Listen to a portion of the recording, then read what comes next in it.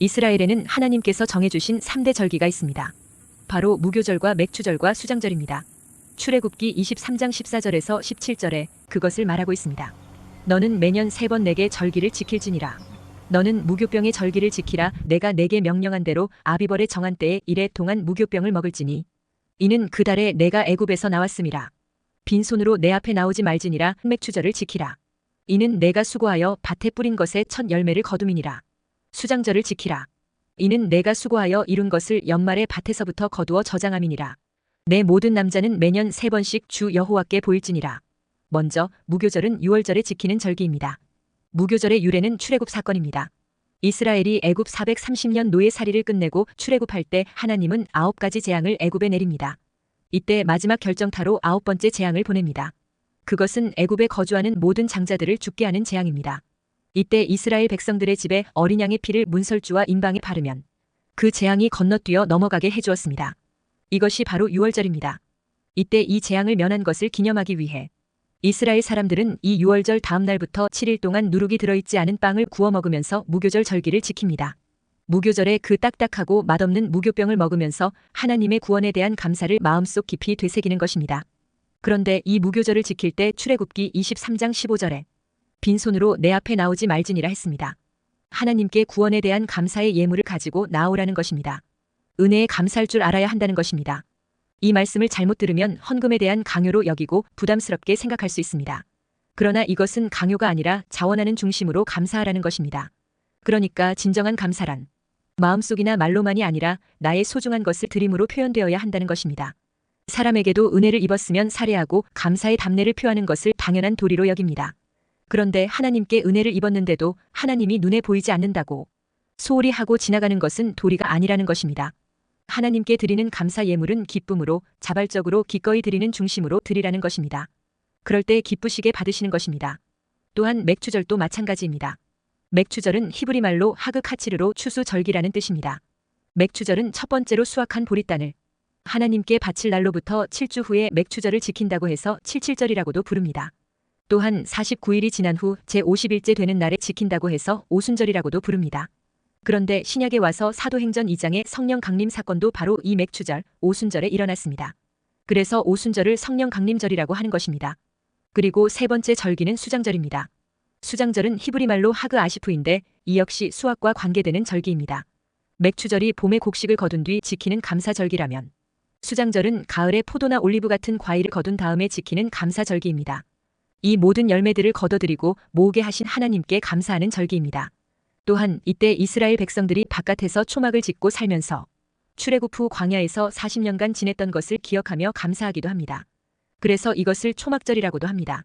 경건한 유대인들은 이 초막절이 되면 지금도 멀쩡한 집을 놔두고 집 마당에 천막을 치고 잠을 잡니다. 아이들을 학교에 보내지도 않고 율법을 읽히면서 가르친다고 합니다. 편안한 집을 나와서 딱딱하고 불편한 텐트에서 자면서 그들은 무엇을 생각할까요? 불편함 속에서 하나님의 은혜를 깨닫고 조상들의 신앙을 본받는 것입니다. 이 초막절은 양력으로 따지면 아직은 더운 여름철입니다. 덥다고 불편하다고 아이들이 투덜거리면 우리는 당장 천막 걷어치우고 집으로 들어올 것입니다. 하지만 유대인들은 그렇게 하지 않습니다. 그들은 자녀들에게 자신들의 뿌리를 가르치고 우리가 누구인가, 왜 지금까지 살아올 수 있었는가를 가르치는 것입니다. 그런 믿음의 뿌리를 가르치고 있기 때문에 수많은 시련 가운데서도 살아남을 수 있었던 것입니다. 첫째, 맥추절에는 하나님께서 내게 복을 주신 대로 내 힘을 헤아려 자원하는 예물을 드리라 했습니다. 맥추절은 하나님이 내게 베풀어 주신 은혜를 기억하며 감사하는 절기입니다. 본문 9절에 7주를 셀지니 곡식의 낫을 대는 첫날부터 7주를 세어 했습니다. 여기서 곡식의 낫을 대는 첫날은 보리 추수하는 첫날을 말합니다. 7주를 세어 내 하나님 여호와 앞에 칠칠절을 지키되 했는데 여기서 7주간은 밀, 보리 추수가 다 마치는 기간을 말합니다. 밀과 보리를 추수한다고 해서 맥추절이라고 하고 6월절 지나 50일째 되는 기간이 되기 때문에 오순절이라고 하는 것입니다. 또한 새해 들어서 농사의 처음 열매를 거둔다고 해서 초실절이라고도 합니다. 이스라엘은 이 감사의 맥추절을 맞이할 때마다 지난날 애굽에서 종살이 하던 것에서 해방되어 자유인이 된 것을 감사했습니다. 그들은 40년간 광야 생활에서 하늘의 만나를 먹고 살게 해주신 하나님의 크신 은혜를 감사했습니다. 하나님은 이스라엘 백성에게 지난날 광야 길에서 원수들을 물리치시고 강한 팔로 자기 백성들을 지켜주신 그 은혜를 잊지 말라는 의미로 맥추절을 지키게 했습니다. 이스라엘이 홍해를 건넌 지 50일째 되는 날에 모세는 십계명을 받으러 시내산에 올라갑니다. 모세가 시내산에 올라가던 날을 택하여 하나님께서는 77절이란 절기를 세우셨습니다. 하나님의 백성은 영원히 변치 않는 이 법대로 살아야 한다고 축복의 법을 주신 날입니다. 그리고 이날은 신약의 교회에 성령을 보내시어 전 세계로 뻗어나갈 교회를 세워주신 교회의 생일이기도 합니다. 그러므로 맥주절은 여러 가지 감사의 의미가 담긴 절기인 것입니다. 본문 12절에 너는 애굽에서 종되었던 것을 기억하고 이 규례를 지켜 행할지니라 했습니다. 맥주절을 지키면서 해야 할 중요한 일 중에 하나가 기억하라는 것입니다. 과거에 종되었음을 기억하라는 말씀은 우리가 힘들고 어려운 시기가 있었고 지금은 그 시기를 지났음을 감사하라는 의미가 있습니다. 그러나 이것보다 더 중요한 것은 우리가 그때의 빈손이었음을 기억하라는 말씀입니다. 종에게는 재산이라는 것이 없고 생명이라는 것이 없고 가정이라는 것이 없습니다. 그저 주인이 시키는 대로 모든 것이 다 주인의 것이었습니다. 그러기에 하나님은 그의 백성들에게 종되었음을 기억하라고 하십니다. 그런데 이스라엘 백성들은 광야에서 어떻게 했습니까? 종이 되어 애굽 왕과 그 백성들을 의지하며 고기 먹고 채소 먹고 잠을 자고 가정을 이루었던 그 시절이 좋았다고 불평했습니다. 그러니까 물에 빠진 사람 건져 주었더니 보따리 내놓아라는 신보인 것입니다. 물에 빠져 죽는 것에서 건져져서 살아난 것이 중요한 것인지 아니면 손에 들고 있던 보따리가 중요한 것인지 지금 구분을 못하는 말을 하고 있는 것입니다. 죽으면 손에 쥐고 있는 그것이 무슨 소용이 있습니까? 그러니까 노예살이에서 해방시켜 주시고 살게 해주신 은혜를 잊어버리고 노예살이할 때 얻어먹은 그 고기 생각이 간절하다 못해 불평이 나오고 있다는 것입니다. 이게 짐승들 수준에서나 나올 만한 태도이지 어떻게 인간으로서 가질 수 있는 자세입니까? 그야말로 은혜를 원수로 갚은 배은망덕한 자세인 것입니다. 그런데 이스라엘이 그렇게 되더라는 것입니다. 무슨 말입니까? 우리 또한 그렇게 될 가능성이 많다는 것입니다. 그래서 하나님은 이스라엘 백성들에게 너희가 아무리 애굽에서 고기를 먹고 채소를 먹었다고 해도 그것은 내가 종이었고 아무것도 내 것이 아니었음을 기억하라는 것입니다. 또한 너는 애굽에서 종되었던 것을 기억하라는 말씀은 이스라엘이 애굽의 종으로 있었을 때에는 아무리 수고하고 땀을 흘려도 그 수고에 대한 정당한 대가를 받을 수 없었고 맥주절과 같은 감사의 축제는 더더욱 버릴 수 없었다는 것을 기억하라는 것입니다. 하나님은 이스라엘이 이 같은 사실을 깨닫고 가나안 땅에서는 수고한 대로 정당한 결실을 얻을 수 있는 것으로 인해 감사하며 어려운 이웃들과 함께 하나님 앞에서 즐거워하라고 하신 것입니다. 그리고 이 모든 은혜와 복을 주신 분이 바로 하나님이신 것을 잊지 말라는 것입니다. 그래서 농사를 해서 결실을 얻었을 때 재물보다는 하나님을 선택하라는 것입니다. 농사를 지어서 결실을 얻은 것은 하나님이 도와주셔서 결실을 얻은 것입니다. 그러므로 하나님을 선택하는 것이 믿음이고 복받는 길입니다. 철가방 우수시 영화의 주인공 기부천사 김우수 씨는 미혼모의 아들로 태어나 7살 때 버려졌습니다. 보육원을 뛰쳐나와 구걸하며 지게꾼으로 겨우 먹고 살았습니다. 그는 초등학교도 마치지 못하고 앵벌이 조직에 들어가 소년원을 몇 차례 다녀왔고 40대 들어서는 웨이터로 일하던 술집에 홧김에 불을 지르려 했다가 1년 6개월 징역을 살았습니다. 최악의 인생이었습니다. 그러다 그는 예수님을 만나 감사의 생활로 바뀌었습니다. 감옥에서 어린이 재단 잡지 사과나무를 통해 아이들의 사연을 보면서 흐느끼고 또 흐느꼈습니다. 그는 출감 후 새 사람이 되었습니다. 새벽 기도를 마치고 종일 중국집 배달로 번 돈을 5명의 아이들에게 정기적으로 기부하는 삶을 살게 되었습니다. 불평과 원망이 아니라 기뻐하며 감사 생활을 하게 된 것입니다. 2006년부터는 매달 5만 원에서 10만 원을 형편이 어려운 어린이들을 후원했습니다. 하루에 담배 2갑을 피우고 소주 2병을 마실 정도였지만 후원을 시작하면서 완전히 끊었습니다. 한 푼이라도 아껴 아이들을 후원하기 위해서였습니다. 어린이 재단 앞으로 4천만 원 종신보험을 들고 보험금과 월세를 제외한 월급의 대부분을 어린이들을 위해 사용하였습니다. 사후 장기 기증도 서약했습니다. 불평과 원망의 삶에서 감사의 삶으로 바뀐 것입니다. 그는 생전에 지인들에게 여유가 있어야 돕는다는 건 핑계일 뿐이라고 말했습니다. 그가 오토바이 사고로 세상을 떠났을 때 한 평도 되지 않는 고시원 방에서 5명의 후원 어린이들 사진과 여호와는 나의 목자시니 내게 부족함이 없으리로다는 구절이 펼쳐진 성경이 발견되어 모두에게 감동을 주었습니다. 그는 돈을 얻기보다 하나님을 얻기 위해서 믿음대로 삶을 살아갔던 사람이었습니다. 우리가 김우수 씨 같은 정도의 삶을 살지 못해도 돈보다 하나님을 얻게 된 것에 감사할 수 있어야 할 것입니다. 그리고 땅에서 없어져 버릴 돈을 위하기보다 절대 없어지지 않는 하나님을 위해서 살겠다는 믿음의 중심을 가져야 할 것입니다. 그러면 매사가 감사하고 맥주절은 더 없는 감사의 절기가 될 것입니다. 둘째, 하나님은 맥주절은 통해 우리의 감사가 가인의 제사처럼 되지 않기를 원하십니다. 왜 양털을 깎고 소를 잡아서 가죽을 만드는 그 시기에는 특별한 감사가 없고 땅에서 나는 곡식인 밀과 보리의 수확에는 하나님이 감사를 하라고 했을까요? 물론 소나 양은 하나님께 희생 제사 드리는 제물이기 때문에 그렇습니다. 그런데 우리가 맥주절의 기원을 찾아보면 가인과 아벨의 제사로 볼 수 있습니다. 가인이 드렸던 곡식이 바로 밀과 볼이라는 설이 있기 때문입니다. 하지만 문제는 하나님이 가인의 제사는 받지 않으셨습니다. 아벨의 제사만 받으셨습니다. 그런데 하나님은 지금 우리에게 아벨의 짐승의 감사가 아닌 가인의 곡물 감사를 드리라고 합니다. 왜일까요? 그것은 우리가 가인이 되지 않기를 원하시기 때문일 것입니다. 다시 말해 가인과 같은 마음으로 제사를 드리지 않게 하기 위함이며 가인의 범죄를 다시 저지르지 않게 하기 위해서인 것입니다. 우리는 맥추절을 통해서 하나님의 마음을 알 수 있습니다. 우리가 아벨의 후손인 것처럼 여기며 살고 있으나 실은 가인의 후손과 같은 길을 갈 때가 너무나 많습니다. 이스라엘이 광야에서도 그랬습니다. 그들은 늘 하나님을 배신하려 했고 원망하였으며 누군가를 미워하고 죽이려 하고 또 빼앗으려 하면서 하나님을 떠난 삶을 살아가려고 하는 것입니다. 또 그들은 하나님의 원하시는 삶을 살기보다 자기 뜻대로 되지 않으면 원망하기를 쉽게 했습니다. 그래서 하나님이 명령하신 대로 삶을 살기보다는 그 길을 떠나 자기 마음대로 살기를 더 즐거워했습니다.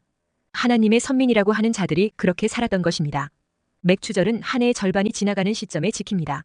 그러므로 마치 운동 경기에서 전반전과 후반전을 가르는 하프타임, 즉 쉬어가는 브레이크 타임 시간과 같은 것입니다.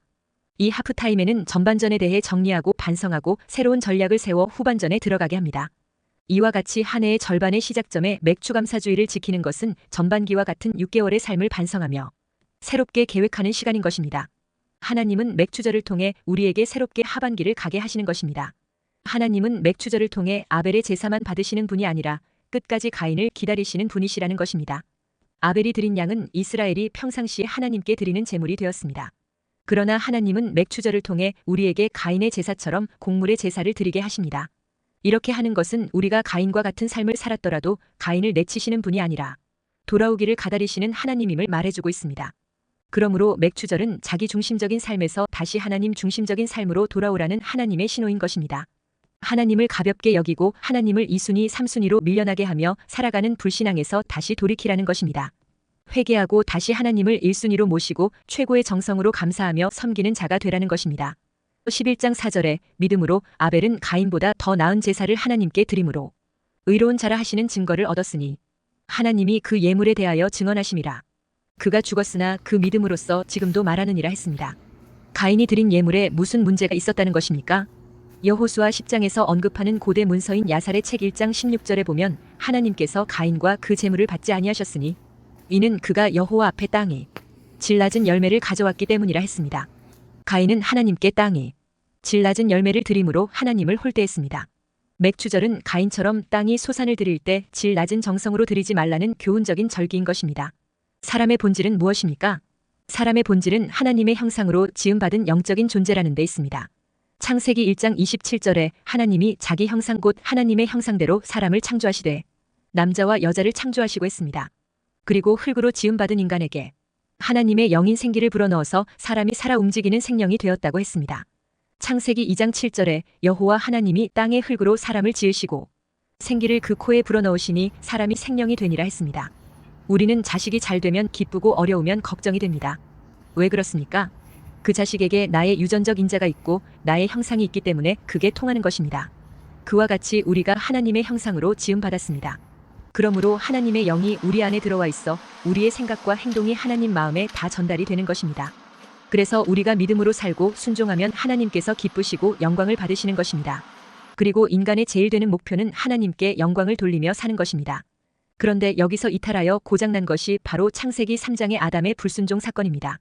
아담과 하와가 하나님을 떠나자 금방 그 마음에 두려움이 찾아왔습니다. 하나님을 반역하자 거기에 하나님의 근심과 슬픔이 하나님의 형상을 통해 하나님의 마음이 전달되기 때문인 것입니다. 맥추절을 통해 제2의 가인이 되지 말고 하나님을 기쁘시게 하는 자가 되시기를 축원합니다. 셋째, 사람의 가장 큰 문제는 물질인 의식주 문제가 아니고 영인 하나님의 형상의 문제입니다. 에덴에서 타락하고 변질된 인간에게 가장 크게 느끼고 부딪히는 문제는 바로 물질 문제인 의식주 문제입니다. 그래서 사람들이 교회를 수십 년을 다녀도 복음을 모르면 항상 물질의 영향을 가장 크게 받습니다.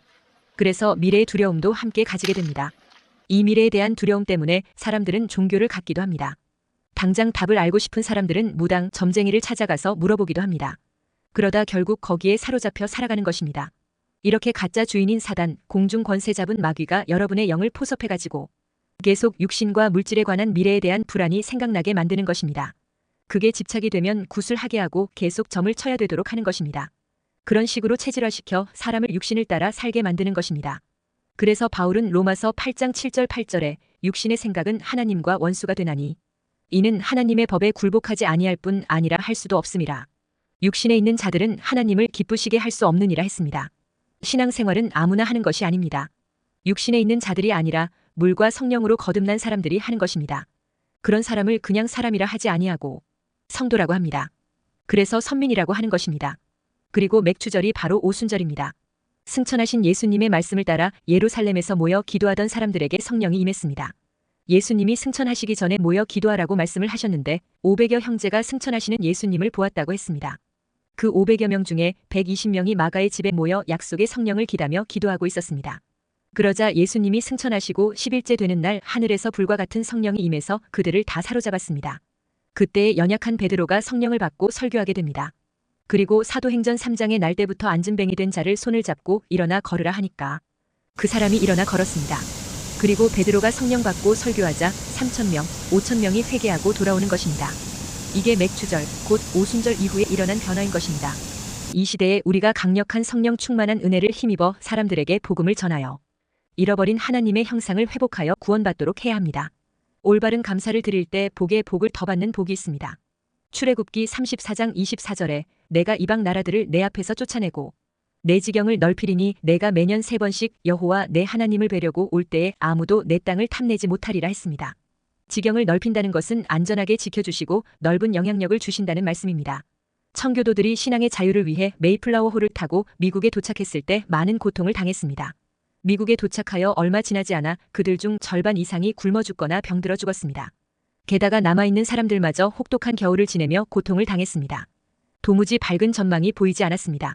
그러나 그들은 농사를 지어 추수한 후 하나님께 감사하는 축제를 열었습니다. 그런 그들에게 하나님은 지경을 넓혀주셨습니다. 넓은 영토를 그들의 지경으로 주셨을 뿐만 아니라 전 세계에 영향력을 행사할 수 있을 정도로 그들의 지경을 넓혀주셨습니다. 그리고 하나님께서는 국토도 지켜주시고 신변에도 안전하게 보호를 받는 복을 받게 됩니다. 그러므로 구원을 받아 하나님의 백성이 된 우리들도 맥추감사절을 지키라는 하나님 명령에 순종하여 지경이 넓혀지고 국토와 재산을 보호받고 하나님의 도우심이 계절마다 넘치는 복으로 나타나게 되기를 축원합니다.